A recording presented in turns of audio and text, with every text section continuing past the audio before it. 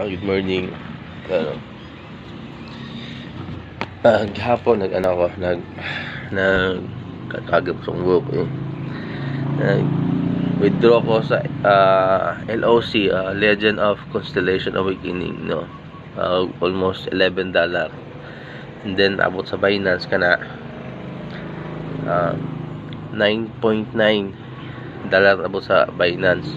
Legit yun siya kaya na-withdraw man ako. And karong buntag, gabi natulog ko. Karong buntag, guess what? Pila natuglang ko. Ang nabilin gabi isa ko is $0.9 sa LOC nga games. Karong buntag tanawa. Tawa. Ano siya? LOC games. Wala ko gibuhat. LOC games. Check na tong wallet.